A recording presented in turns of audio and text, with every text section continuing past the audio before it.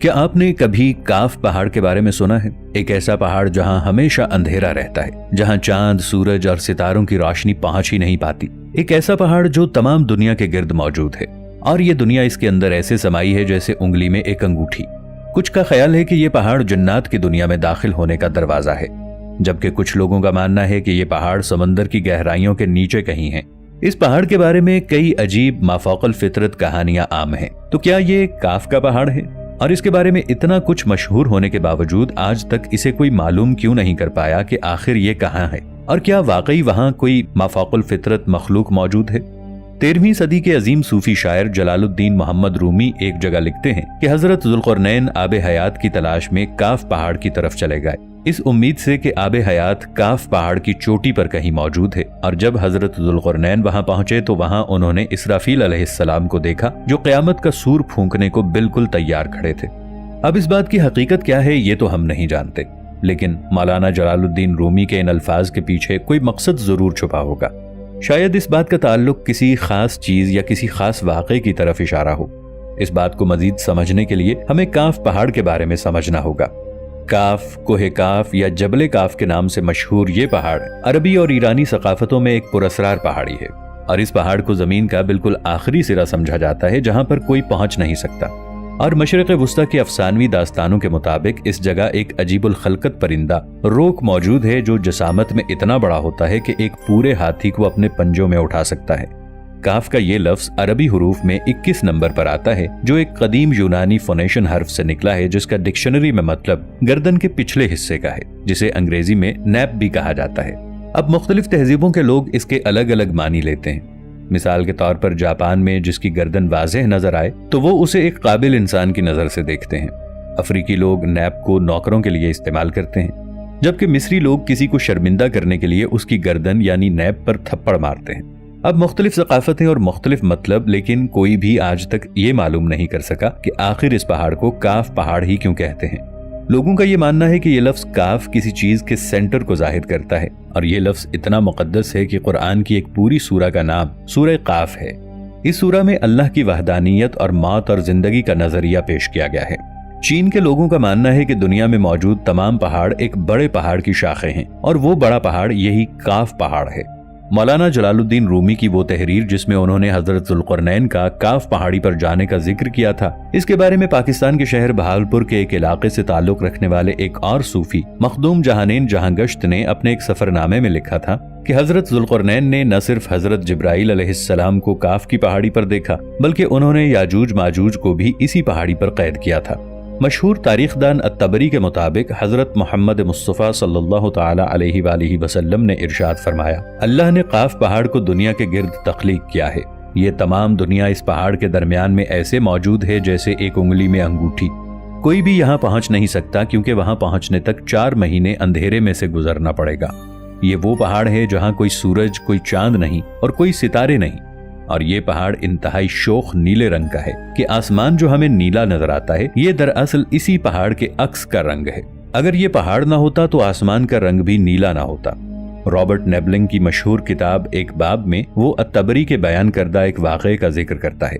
اس میں حضرت محمد صلی اللہ علیہ وآلہ وسلم اور حضرت علی رضی اللہ تعالی عنہ کے درمیان ایک دلچسپ گفتگو کا احوال ذکر ہے۔ اس گفتگو میں حضرت محمد صلی اللہ علیہ وآلہ وسلم نے 2 پر اسرار شہروں اور ان دونوں شہروں کے قاف پہاڑ سے تعلق کے بارے میں بیان فرمایا کہ ایک شہر جابل کا ہے جو مشرق میں ہے اور دوسرا شہر جابل سا ہے جو مغرب میں ہے، اور یہ دونوں شہر زمرد سے بنے ہیں۔ حضرت علی رضی اللہ تعالی عنہ نے سوال کیا کہ یا رسول اللہ صلی اللہ علیہ وآلہ وسلم، کیا یہ دونوں شہر ہماری ہی دنیا میں موجود ہیں؟ تو آپ صلی اللہ علیہ وآلہ وسلم نے فرمایا کہ یہ دونوں شہر مکمل تاریکی میں ہیں اور یہ قاف پہاڑ سے ملے ہوئے ہیں۔ آپ صلی اللہ علیہ وآلہ وسلم نے فرمایا کہ ہر شہر کی نگرانی کے لیے ایک قلعہ موجود ہے اور اس قلعے میں 1000 آدمی وہاں کی نگرانی کرتے ہیں۔ آپ صلی اللہ علیہ وآلہ وسلم نے فرمایا کہ ان دونوں شہروں میں موجود لوگ نہ حضرت آدم علیہ السلام کو جانتے ہیں نہ ابلیس کو، یہاں تک کہ یہ لوگ چاند اور سورج کے بارے میں بھی نہیں جانتے کہ اللہ نے چاند اور سورج بھی تخلیق کیے ہیں۔ جو روشنی ان تک پہنچتی ہے وہ قاف پہاڑ کی روشنی ہے، اور وہاں موجود لوگ جڑی بوٹیاں کھاتے ہیں اور ان کے بدن پر کوئی کپڑا نہیں ہوتا۔ حضرت علی رضی اللہ تعالی عنہ نے پوچھا کہ یا رسول اللہ صلی اللہ علیہ وآلہ وسلم، تو کیا وہ لوگ فرشتے ہیں؟ تو آپ صلی اللہ علیہ وآلہ وسلم نے فرمایا کہ نہیں، وہ فرشتے نہیں، لیکن اللہ سے ان کی فرما برداری بالکل فرشتوں کی طرح ہی ہے۔ ترکی سے تعلق رکھنے والے ایک صوفی مولانا ناظم القبروسی کے مطابق ہماری دنیا کے ارد گرد بہت ساری ایسی دنیایں ہیں جو ہم سے پوشیدہ ہیں۔ جب حضرت امام مہدی علیہ السلام تشریف لائیں گے تو وہ اکیلے نہیں ہوں گے، بلکہ اللہ ان کی مدد کے لیے قاف پہاڑ سے ایسی مخلوق کو بھیجیں گے جو اس دنیا والوں کے لیے بالکل نئی ہوگی۔ اسلامی روایات کے مطابق معراج کی رات جب حضرت محمد مصطفیٰ صلی اللہ تعالی علیہ وآلہ وسلم آسمانوں کے سفر پر تشریف لے گئے تو ایک جگہ حضرت جبرائیل علیہ السلام آپ کو ایسے مقام پر لے گئے جہاں ایک ذہین مخلوق رہتی تھی۔ وہ 2 شہروں میں رہنے والی مخلوق تھی جنہیں آپ صلی اللہ علیہ وآلہ وسلم نے اسلام کی دعوت دی اور جنہوں نے آپ صلی اللہ علیہ وآلہ وسلم کی دعوت کو قبول کیا اور اسلام لے آئے۔ پھر آپ صلی اللہ علیہ وآلہ وسلم نے ان کے درمیان ایک خلیفہ مقرر کیا اور ان کو اسلامی تعلیمات کے بارے میں تعلیم دی۔ پھر حضرت جبرائیل علیہ السلام آپ صلی اللہ علیہ وآلہ وسلم کو ایک اور قوم کی طرف لے گئے جو تاریس اور تاکل کے نام سے جانے جاتے تھے۔ آپ صلی اللہ علیہ وآلہ وسلم نے انہیں بھی اسلام کی دعوت دی، لیکن انہوں نے آپ صلی اللہ علیہ وآلہ وسلم کی دعوت کو قبول نہیں کیا۔ وہاں سے آپ صلی اللہ علیہ وآلہ وسلم حضرت جبرائیل علیہ السلام کے ساتھ یاجوج ماجوج کی طرف گئے اور آپ صلی اللہ علیہ وآلہ وسلم نے انہیں بھی اسلام کی دعوت دی۔ لیکن یاجوج ماجوج تاریس اور تاکل سے بھی زیادہ سرکش قوم تھی۔ انہوں نے بھی آپ صلی اللہ علیہ وآلہ وسلم کی دعوت کو قبول نہیں کیا اور آپ صلی اللہ علیہ وآلہ وسلم کو ماننے سے انکار کر دیا۔ اس تمام واقعے کا تفصیلی ذکر الطبری کی کتاب تاریخ الطبری میں موجود ہے، جس میں جابلقا اور جابلسا 2 شہروں کے بارے میں ایک طویل حدیث کا ذکر کیا گیا ہے، جس میں آپ صلی اللہ علیہ وآلہ وسلم نے کچھ یہودی عالموں کو جواب میں ان دونوں شہروں کی مکمل تفصیل بیان فرمائی، اور اس وقت حضرت علی رضی اللہ تعالی عنہ بھی آپ صلی اللہ علیہ وآلہ وسلم کے پاس موجود تھے۔ حضرت علی رضی اللہ عنہ نے سوال کیا کہ یا رسول اللہ، کیا وہ دونوں شہر ہماری دنیا میں ہی موجود ہیں؟ تو آپ صلی اللہ علیہ وآلہ وسلم نے فرمایا کہ وہ دونوں شہر قاف پہاڑ کے نزدیک مکمل تاریکی میں ہیں۔ ہر شہر کا اپنا ایک قلعہ ہے جس میں ہر وقت 1000 لوگ ان شہروں کی حفاظت پر مامور رہتے ہیں، اور وہ اس لیے کیونکہ یہ دونوں شہر زمرد سے بنے ہیں۔ ان دونوں شہروں کے سب سے بڑے دشمن تاریس اور تاکل 2 سرکش قومیں ہیں جو ان دونوں شہروں میں موجود قیمتی خزانوں کو حاصل کرنا چاہتی ہیں۔ ان کے حملے کے ڈر سے ان دونوں شہروں میں موجود لوگ ہر وقت حفاظت پر ہوتے ہیں تاکہ اپنے شہروں کو ان سرکش قوموں کے حملوں سے بچا سکیں۔ ان شہروں میں بسنے والے لوگ نہ حضرت آدم علیہ السلام سے واقف ہیں اور نہ ابلیس سے۔ ان کے درمیان کوئی عورت نہیں، وہ تمام مرد ہیں۔ ان شہروں تک پہنچنا ایک انسان کے لیے بہت مشکل ہے، لیکن ہود علیہ السلام کی قوم کے 3 لوگ وہاں پہنچ گئے تھے اور وہاں پر رہے، مگر وہاں ان لوگوں پر شدید تشدد کیا گیا اور وہ وہاں سے بھاگنا چاہتے تھے لیکن بھاگ نہیں سکتے تھے۔ الطبری کے مطابق جب ان یہودیوں نے آپ صلی اللہ علیہ وآلہ وسلم کی تمام باتیں سنی تو فوراً بول اٹھے کہ آپ ہی وہ آخری نبی ہیں جن کے بارے میں حضرت موسیٰ علیہ السلام نے ہماری آسمانی کتاب میں ذکر فرمایا تھا کہ جب تم لوگ آخری پیغمبر حضرت محمد مصطفیٰ صلی اللہ تعالی علیہ وآلہ وسلم سے ملو تو انہیں میرا سلام پیش کرنا۔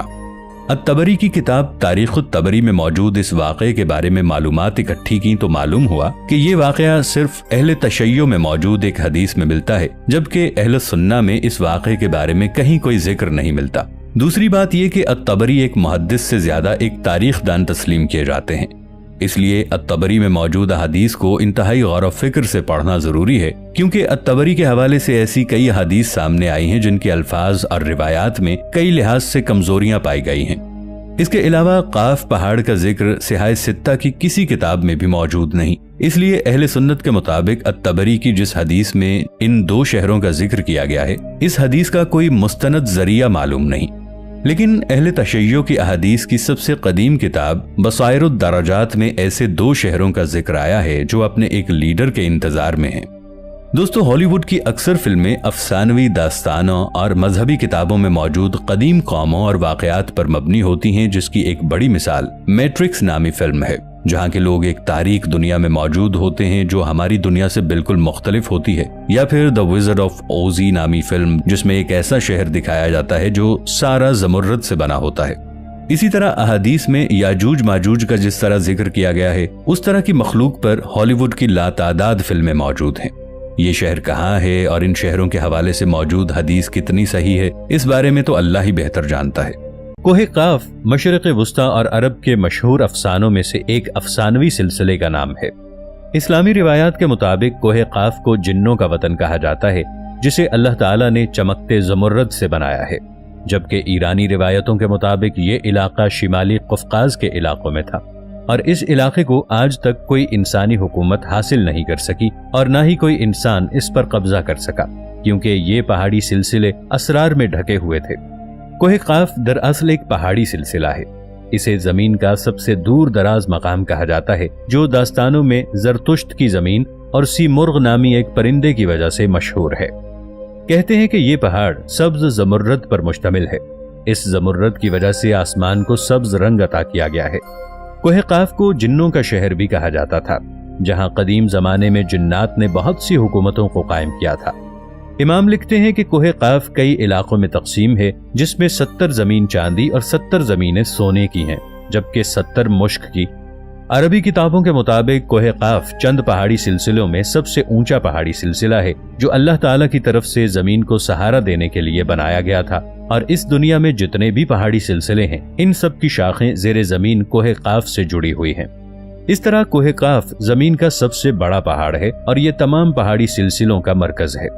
13ویں صدی میں زکریا القصوی نے عجائب المخلوقات و غرائب الموجودات نامی ایک کتاب لکھی تھی، جس میں انہوں نے لکھا کہ کاسمولوجی کے مطابق آسمان کو خدا نے تھام رکھا ہے تاکہ آسمان زمین پر نہ گر پڑے۔ زمین کے چاروں طرف سے پہاڑوں کا ایک طویل سلسلہ ہے۔ اس سلسلے میں قاف کا پہاڑ بھی شامل ہے، جو زمین کو اپنی جگہ پر قائم رکھتا ہے۔ اسی طرح مشہور صوفی بزرگ جلال الدین رومی نے اپنی تحریروں میں کوہ قاف کا ذکر کچھ یوں کیا ہے کہ طاقتور سکندر بادشاہ ذوالقرنین نے آب حیات کی تلاش میں مشرق کا سفر کیا۔ اس سفر کے دوران آپ کوہ قاف تک جا پہنچے تھے تو آپ نے دیکھا کہ وہاں پر فرشتہ اسرافیل قیامت کے دن سور پھونکنے کا انتظار کر رہا تھا، اور اس بات کے متعلق ایک اور روایت بھی بیان کی جاتی ہے کہ حضرت ابن عباس رضی اللہ عنہ فرماتے ہیں کہ حضرت محمد صلی اللہ علیہ وآلہ وسلم ہمارے پاس تشریف لائے جبکہ ہم مسجد نبوی میں ایک دائرے کی شکل میں بیٹھے ہوئے تھے۔ آپ صلی اللہ علیہ وسلم نے ہم سے ارشاد فرمایا کہ آپ کیا کر رہے ہیں؟ ہم نے عرض کی یا رسول اللہ صلی اللہ علیہ وآلہ وسلم، ہم اس چیز پر غور کر رہے ہیں کہ سورج کیسے طلوع ہوتا ہے اور غروب ہوتا ہے۔ تو آپ صلی اللہ علیہ وآلہ وسلم نے فرمایا کہ تم نے اچھا کیا، اس طرح مخلوق میں فکر کیا کرو، کیونکہ اللہ جس کے لیے چاہتا ہے وہ پیدا کرتا ہے۔ تم یہ تعجب کرو کہ کوہ قاف سے آگے 7 سمندر ہیں، ہر سمت 500 سال سفر کرنے کے طویل ہے۔ اس سے آگے 7 زمینیں بھی ہیں جن کا نور وہاں کے رہنے والے لوگوں کے لیے چمکتا ہے۔ اس کوہ قاف کے آگے 17,000 مخلوقات ہیں جو عورتیں ہیں، ان کو پرندوں کی شکل میں پیدا کیا گیا ہے۔ اس کا بچہ پیدا ہوتے ہی ہوا میں اڑنے لگتا ہے، اور یہ اللہ کی تسبیح سے 1 سیکنڈ کے لیے بھی غافل نہیں ہوتے۔ ان کا کھانا بھی ہوا ہے، ان کا پینا بھی ہوا ہے، ان کا لباس برتن بھی ہوا کے ہیں۔ وہ یہ نہیں جانتے کہ اللہ تعالیٰ نے حضرت آدم علیہ السلام یا ابلیس کو پیدا کیا ہے، اور نہ ہی ابلیس کی اولاد کو جانتے ہیں۔ اللہ تعالیٰ نے کوہ قاف کو دنیا کی جلد کے طور پر پیدا فرمایا۔ یہ ساری دنیا اس پہاڑ کے درمیان ایسے موجود ہے جیسے کوئی انگلی۔ کوئی انسان وہاں نہیں پہنچ سکتا، کیونکہ وہاں پہنچنے کے لیے 4 مہینے اندھیرے سے گزرنا پڑے گا۔ یہ وہ پہاڑ ہے جہاں کوئی سورج اور چاند نہیں ہے، حتیٰ کہ یہ سورج اور چاند کو بھی نہیں جانتے کہ اللہ تعالیٰ نے ان کو تخلیق کیا ہے۔ جو روشنی ان تک پہنچتی ہے وہ کاف پہاڑ کی روشنی ہے۔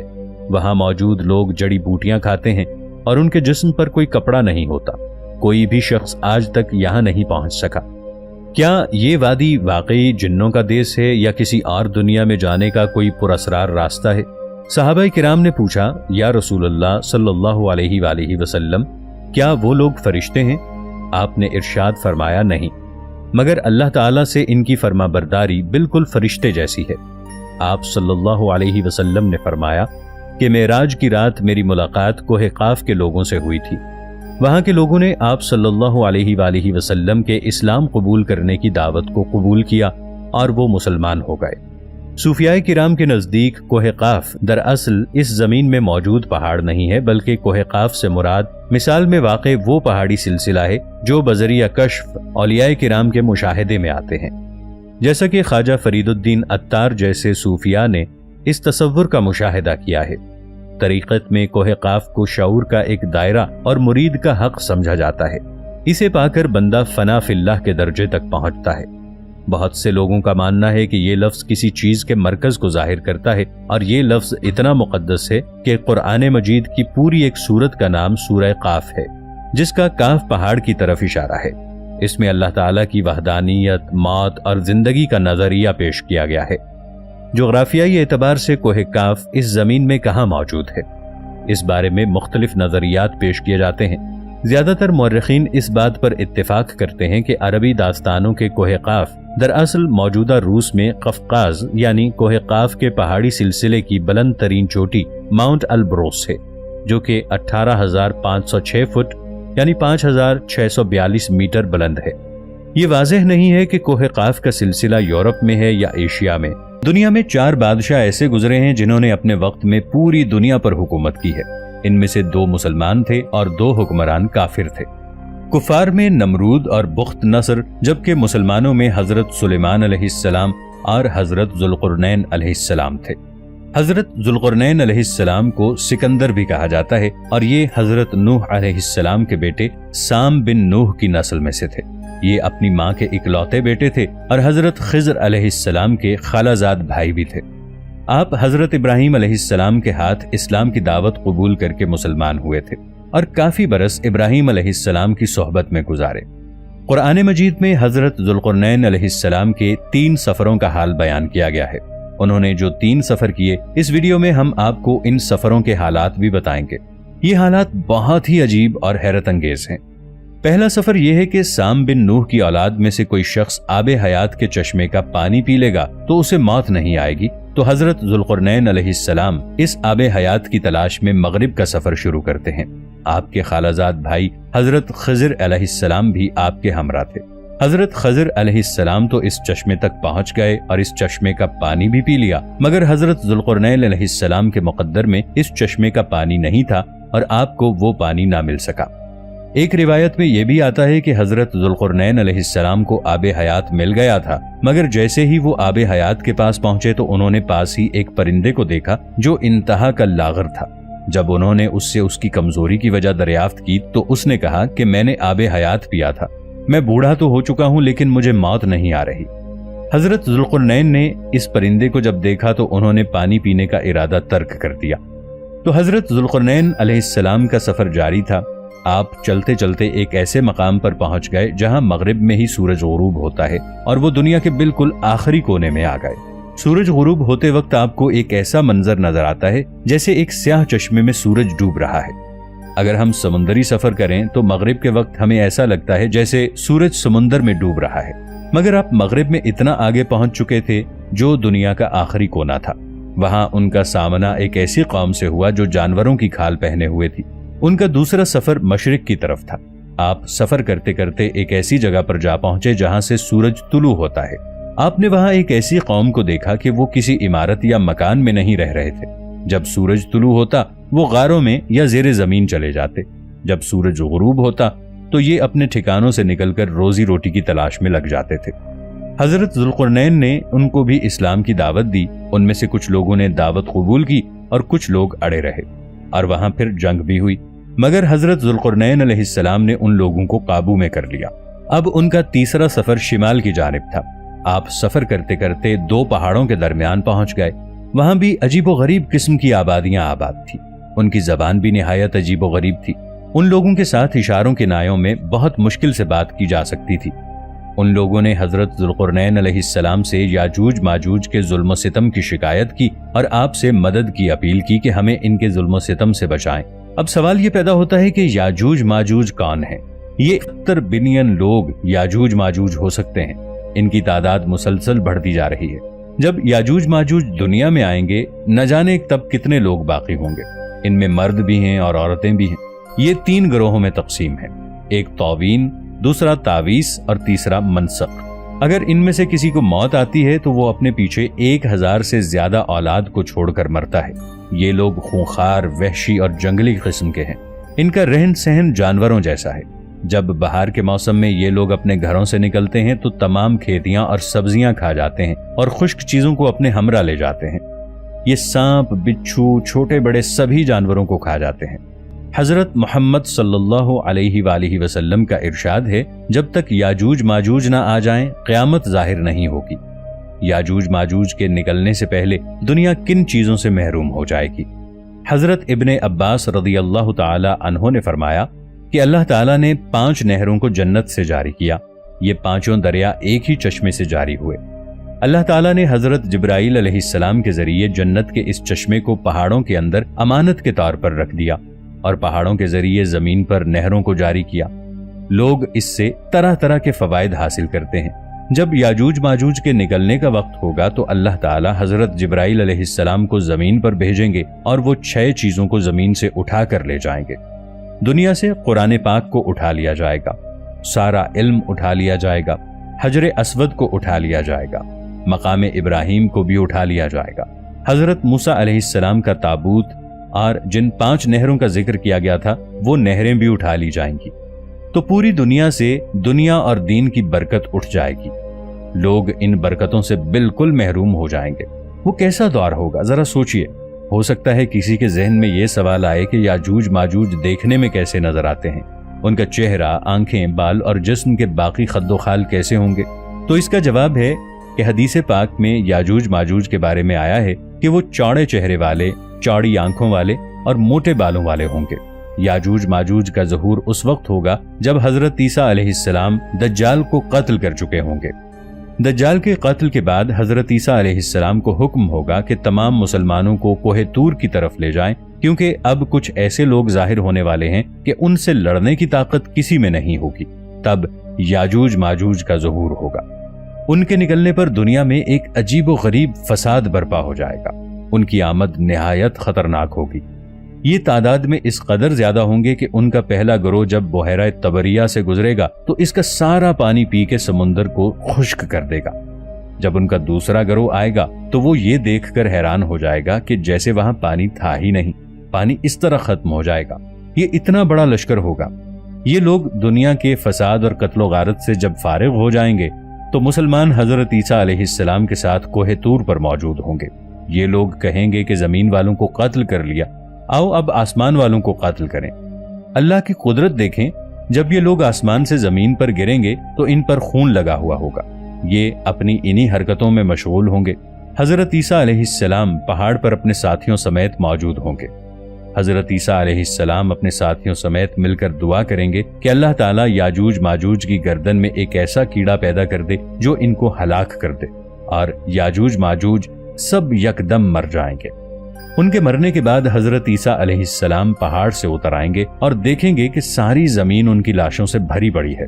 زمین پر اتنی لاشیں ہوں گی کہ وہاں پاؤں رکھنے کی جگہ نہیں ہوگی۔ وہاں اتنی بدبو ہوگی کہ سمجھ نہیں آ رہا ہوگا کہ ان لاشوں کو کہاں دفنایا جائے۔ پھر اللہ تعالیٰ حضرت عیسیٰ علیہ السلام کی دعا سے ایسے پرندے بھیجے گا کہ ان کی گردن اونٹ جتنی اونچی ہوگی۔ وہ یاجوج ماجوج کے جسموں کو اٹھا کر لے جائیں گے۔ یاد رہے کہ یہ ان کو دنیا میں ملنے والی سزا ہے۔ ان کے کثیر گناہوں کی وجہ سے انہیں جہنم میں بھی دردناک عذاب دیا جائے گا۔ ایک تو انہوں نے ظلم و زیادتی، قتل و غارت کا بازار گرم کیا ہوا تھا، دوسرا وہ اللہ کی وحدانیت پر ایمان بھی نہیں لائے تھے، حالانکہ ان کو دعوت اسلام دینے کے لیے حضرت محمد صلی اللہ علیہ وآلہ وسلم بذات خود تشریف فرما تھے۔ حضرت ابن عباس رضی اللہ تعالی عنہ کا فرمان ہے کہ حضرت محمد صلی اللہ علیہ وآلہ وسلم نے فرمایا کہ معراج کی رات اللہ تعالیٰ نے انہیں یاجوج ماجوج کے پاس دعوت اسلام کے لیے بھیجا تھا۔ حضرت محمد صلی اللہ علیہ وآلہ وسلم کے فرمان کے مطابق یہ ان کے پاس گئے اور انہیں دعوت حق دی، اور انہوں نے اس دعوت کو جھٹلا دیا۔ وہ فرماتے ہیں کہ اللہ تعالیٰ کے نافرمان بندوں اور اولاد ابلیس کے ساتھ یہ دوزخ میں جائیں گے۔ ان کے مرنے کے بعد زمین سکون اور امن و امان سے بھر دی جائے گی۔ اللہ کی نعمتیں اس قدر زیادہ ہوں گی کہ روایات میں آتا ہے کہ ان کے مرنے کے بعد زمین پر اتنی زیادہ بارش ہوگی کہ ساری زمین برابر ہو جائے گی، اور اس زمین کو حکم ہوگا کہ اپنی برکتیں اگل دے، اور آسمان کو حکم ہوگا اپنی برکتیں انڈیل دے۔ برکت کا یہ عالم ہوگا کہ ایک انار کو ایک گروہ کھا سکے گا، اور دودھ میں اتنی برکت ہوگی کہ ایک اونٹنی کا دودھ پوری جماعت کے لیے کافی ہوگا، ایک گائے کا دودھ پورے قبیلے کے لیے کافی ہوگا، اور ایک بکری کا دودھ پورے خاندان کے لیے کافی ہوگا۔ گویا ہر چیز میں برکت آ جائے گی۔ یاجوج ماجوج کے واقعے سے ایک بات سمجھ میں آتی ہے کہ زمین میں قتل و غارت پھیلانے والوں کا انجام نہایت ہی برا ہوتا ہے۔ دوستو، ازل سے انسان کی فطرت میں دولت، اقتدار، شہرت اور طاقت کا نشہ رہا ہے۔ پرانے وقتوں میں اگر جنگ کی وجوہات معلوم کی جائیں، زیادہ جنگیں انہی چیزوں کے حصول کی وجہ سے ہوئی ہے۔ چنگیز خان اور سکندر اعظم جیسے ظالم ترین لوگوں نے بھی انہی چیزوں کے حصول کے لیے جنگ کی اور دنیا کے ایک خطے پر حکومت کی، مگر جب ان جیسے شاہانہ بادشاہ بھی دنیا سے رخصت ہوئے تو خالی ہاتھ تھے۔ اتنی زیادہ شہرت اور زر رکھنے کے باوجود یہ موت سے نہیں بچ سکے۔ تب انسان کے دل میں یہ خواہش پنپنے لگی، کیا ہم موت کو شکست دے سکتے ہیں؟ اور اسی سوچ کو عملی جامہ پہنانے کے لیے مختلف مذاہب اور مکاتب فکر سے تعلق رکھنے والے افراد نے اپنے علم، عقائد اور الہام کی بنا پر اس خواہش کو پورا کرنے کی کوشش کی، تو تب سے اب تک آب حیات کا تصور سینہ بسینہ ہماری نسلوں میں منتقل ہونے لگا۔ کہا جاتا ہے جو ایک بار یہ پانی پی لے یا اس میں نہا لے، اسے موت چھو بھی نہیں سکتی، وہ امر ہو جاتا ہے اور چاہ کر بھی موت کی آغوش میں نہیں جا سکتا۔ اب سوال یہ پیدا ہوتا ہے کہ کیا آب حیات واقعی ایک حقیقت ہے؟ اگر آب حیات اس دنیا میں موجود ہے تو اس وقت کہاں ہے؟ کیا کسی انسان کی وہاں تک رسائی ممکن ہے، یا یہ محض انسانوں کا خیال ہے جس کا حقیقت سے کوئی تعلق نہیں؟ دنیا بھر کے مذاہب اور سائنس اس بارے میں کیا کہتے ہیں؟ اس ویڈیو میں آج ہم اس چیز کے بارے میں معلومات فراہم کریں گے، تو دوستو ویڈیو کو آخر تک ضرور دیکھیے گا۔ آب حیات دراصل فارسی زبان سے ماخوذ ہے، جس کا مطلب ہے ہمیشہ کے لیے زندگی بخشنے والا ایک ایسا پراسرار پانی جس کا تصور اب سے نہیں بلکہ صدیوں سے چلا آ رہا ہے۔ انجیل کی کتاب میں بھی اس پانی کا ذکر کچھ یوں بیان ہوتا ہے، پھر اس نے مجھے بلور کی طرح چمکتا ہوا آب حیات دکھایا جو خدا کے تخت سے نکل کر ایک شہر کے درمیان میں بہتا تھا اور دریا کے اس پار زندگی کا درخت تھا۔ اسی طرح اسلام سے قبل ایران کی ادب کی مختلف کہانیوں میں اس کا ذکر ملتا ہے۔ اس میں آشیل نامی شخص کی بھی ایک کہانی موجود ہے جس کی ماں اسے دریائے افتائق پر لے جاتی ہے، جو زمین کے نیچے بہنے والا ایک بہت پر اسرار دریا تھا۔ اس کی ماں کا اسے دریا پر لے جانے کا مقصد یہ تھا کہ اس کے جسم پر کبھی بھی کسی ہتھیار کا اثر نہ ہو، یعنی وہ ہمیشہ کے لیے امر ہو جائے۔ اسلام میں بھی آب حیات کو دو پیغمبروں حضرت خضر اور حضرت الیاس علیہ السلام کے ساتھ منسوب کیا جاتا ہے کہ ان دونوں پیغمبروں نے آب حیات پیا ہے اور یہ آج بھی زندہ ہیں۔ حضرت خضر علیہ السلام دریاؤں کے کنارے پر رہ کر بھولے بھٹکے لوگوں کو راستہ دکھاتے تھے۔ کہا جاتا ہے کہ حج کے دوران یہ دونوں نہ صرف ملتے ہیں بلکہ مل کر ایک دوسرے کو مبارکباد بھی پیش کرتے ہیں۔ بہت پرانی روایات میں یہ بات موجود ہے کہ حضرت خضر علیہ السلام، حضرت الیاس علیہ السلام اور حضرت ذوالقرنین علیہ السلام، یہ تینوں پیغمبر ہی آج تک آب حیات کے مقام تک پہنچ پائے ہیں۔ ان روایات کے مطابق آب حیات حضرت خضر اور حضرت الیاس علیہ السلام کو پینا نصیب ہوا تھا، اور حضرت ذوالقرنین علیہ السلام یہ پانی پینے سے محروم رہ گئے۔ اس بات کے پیچھے ایک بہت دلچسپ وجہ بتائی جاتی ہے۔ انہوں نے وہاں ایک پرندے کو بیٹھا دیکھا جو بہت ہی کمزور اور لاغر ہو چکا تھا۔ حضرت ذوالقرنین علیہ السلام نے اس سے اس کمزوری کی وجہ پوچھی تو وہ کہنے لگا، میں بھی آپ کی طرح آب حیات کی تلاش میں نکلا تھا، میں نے آب حیات کو حاصل کر لیا اور میں نے اسے پیا۔ میں وقت کے ساتھ ساتھ بہت زیادہ بوڑھا ہو گیا ہوں لیکن مجھے موت نہیں آ رہی، یعنی اس پانی کی وجہ سے میں مرا نہیں، مگر یہ پانی مجھے بوڑھا ہونے سے نہیں روک سکا، اور میں اپنی باقی ماندہ زندگی اسی طرح تڑپ تڑپ کر گزار دوں گا، لیکن مجھے موت نہیں آئے گی۔ جب حضرت ذوالقرنین علیہ السلام نے اس پرندے کی باتیں سنی تو انہوں نے آب حیات پینے کا ارادہ ترک کر دیا۔ حضرت خضر علیہ السلام کا نام قرآن پاک میں ان کے نام کے ساتھ موجود نہیں ہے، اگرچہ قرآن مجید میں ان کا نام نہیں لیا گیا، لیکن ان کا ذکر اسلامی سکولرز نے خدا کے ایک نیک بندے کی حیثیت سے کیا ہے جنہیں علم دیا گیا ہے۔ وہ اللہ کے ایک نیک بندے تھے، ان کو اللہ نے تکوینی علوم سے نوازا تھا۔ علماء کا کہنا ہے کہ وہ نبی نہیں تھے، ان کی تشریف آوری کا مقصد وہی رہا ہے جو اولیاء اور صلحاء کا رہا ہے، یعنی لوگوں کو اپنے علوم سے نفع پہنچانا، لوگوں کو خیر کی باتیں بتانا وغیرہ۔ بہت سے علماء کے مطابق آپ کوئی فرشتے یا ولی اللہ تھے، مگر علماء کی کثیر تعداد آپ کو نبی تصور کرتی ہے اور اس بات پر یقین رکھتی ہے کہ آپ اللہ تعالیٰ کے جلیل القدر پیغمبر تھے جو حضرت موسیٰ علیہ السلام کے دور میں بھی موجود تھے۔ اللہ تعالیٰ نے آپ کو ایسا علم بخشا تھا جو صرف انبیاء علیہ السلام کے پاس ہوا کرتا تھا، اور بہت سے لوگوں کا یہ کہنا ہے کہ آپ دنیا سے بہت دور ویرانوں میں رہا کرتے تھے۔ حضرت خضر علیہ السلام کے زندہ ہونے پر علماء کرام کے مختلف نظریات ہیں۔ حضرت خضر علیہ السلام کا اصل نام بلیہ بن ملکان ہے، جبکہ آپ کی کنیت عبد العباس اور لقب خضر ہے۔ سورہ کہف میں حضرت موسیٰ علیہ السلام سے آپ کی ملاقات کا ذکر کچھ یوں بیان ہوا ہے۔ حضرت موسیٰ علیہ السلام کی نبوت کے ابتدائی دور میں ایک شخص نے حضرت موسیٰ علیہ السلام سے سوال کیا کہ اس وقت پوری دنیا میں سب سے زیادہ علم والا شخص کون ہے؟ اس پر حضرت موسیٰ علیہ السلام نے اپنا نام لیا۔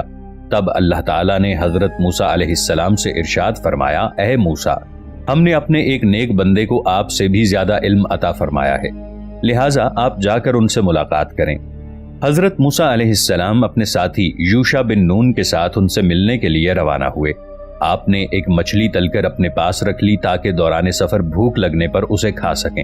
اصل میں اس مچھلی کو یہ نشانی بننا تھا کہ وہ شخص کہاں پہ موجود ہے۔ ان سے ملاقات کے لیے اللہ تعالیٰ نے حضرت موسیٰ علیہ السلام کو حکم دیا تھا، یہاں تک کہ حضرت موسیٰ علیہ السلام اور ان کے ساتھی دو دریاؤں کے ملاپ کے مقام پر ایک جگہ پہنچ گئے۔ یہاں پہنچ کر آپ نے مچھلی کو فراموش کر دیا اور مچھلی نہایت عجیب طریقے سے زندہ ہو کر سمندر میں جا کر گر گئی۔ جب آپ اس مقام سے آگے پہنچے تو آپ نے اپنے ساتھی سے کہا کہ میں بہت زیادہ تھک گیا ہوں اور مجھے بھوک بھی محسوس ہو رہی ہے، اس لیے تم جا کر مچھلی لے آؤ۔ تو ان کے ساتھی نے جواب دیا، ہم جب دو دریاؤں کے سنگم میں پہنچے تھے تو مجھے مچھلی کا خیال نہیں رہا تھا، مجھے شیطان نے غافل کر دیا تھا۔ وہ مچھلی عجیب و غریب طریقے سے زندہ ہوئی اور پانی میں چھلانگ لگا دی، اور حضرت موسیٰ علیہ السلام نے فرمایا کہ ہمیں اسی مقام کی تلاش تھی۔ وہاں آپ کی ملاقات اللہ کے ایک نیک بندے سے ہوئی۔ اس نیک بندے کے علم کو موسیٰ علیہ السلام پر ان کے ساتھ کیے گئے ایک سفر میں موسیٰ علیہ السلام پر ظاہر کیا جاتا ہے۔ اس سفر میں انہوں نے کشتی میں سوراخ کرنے، ایک نوجوان کا قتل اور کنجوسوں کی بستی میں بلا معاوضہ دیوار کی مرمت کرنے جیسے کاموں کے پس پردہ اپنے علم، جو انہیں اللہ تعالیٰ کی جانب سے خاص طور پر عطا کیا گیا تھا، اس کی بدولت کہانی کے آخر میں موسیٰ علیہ السلام پر اس کی وضاحت کی۔ کیونکہ موسیٰ علیہ السلام نے آپ کے ہر عمل کو غیر منصفانہ اور نامناسب سمجھا تھا۔ کہا جاتا ہے کہ حضرت خضر علیہ السلام جہاں بھی بیٹھتے تھے، اگر وہاں پہ سوکھی گھاس ہوتی تو وہ گھاس ہری بھری ہو جاتی، اس لیے لوگ ان کو خضر کہنے لگے۔ آپ حضرت ذوالقرنین علیہ السلام کے وزیر بھی رہے ہیں۔ آپ حضرت سام بن نوح کی اولاد میں سے تھے۔ روایات میں ہے کہ حضرت خضر علیہ السلام حضرت ابراہیم علیہ السلام کے ہاتھ پہ اسلام قبول کر کے مدتوں ان کی صحبت میں رہے تھے۔ حضرت ابراہیم علیہ السلام نے ان کو کچھ وصیتیں بھی کی تھیں۔ اس سے معلوم ہوتا ہے کہ حضرت خضر علیہ السلام کا دور حضرت ابراہیم علیہ السلام کے دور کے فوراً بعد کا دور ہے۔ حضرت خضر علیہ السلام اور حضرت ذوالقرنین آپس میں خالہ زاد بھائی تھے۔ ایک بہت اہم سوال یہ ہے کہ کیا حضرت خضر علیہ السلام زندہ ہیں کہ دنیا سے پردہ فرما چکے؟ مختلف علماء کرام کا اس چیز کے بارے میں مختلف نظریہ ہے، اور اکثر یہ مانتے ہیں کہ وہ زندہ ہیں، حالانکہ حضرت خضر اور حضرت موسیٰ علیہ السلام کا قصہ بھی بہت مشہور ہے۔ آپ کا دور حضرت موسیٰ علیہ السلام سے کئی 100 برس پہلے حضرت ابراہیم علیہ السلام کے دور سے فوری بعد کا ہے۔ اسی طرح تفسیر روح البیان میں ہے کہ حضرت یوسف علیہ السلام جو کہ حضرت ابراہیم علیہ السلام کے پڑپوتے تھے، ان کی اور حضرت موسیٰ علیہ السلام کے درمیان 400 سال کا فرق تھا، تو اس لحاظ سے حضرت موسیٰ علیہ السلام حضرت خضر علیہ السلام سے تقریباً 600 سال بعد پیدا ہوئے ہوں گے۔ کتاب حیات حضرت خضر کے مطابق حضرت خضر علیہ السلام قیامت تک زندہ رہیں گے، اور تاریخی کتابوں میں بھی بہت بار اس چیز کا ذکر آیا ہے کہ حضرت خضر علیہ السلام نے آب حیات پیا تھا، اور اس کی وجہ سے آپ قیامت تک زندہ رہیں گے۔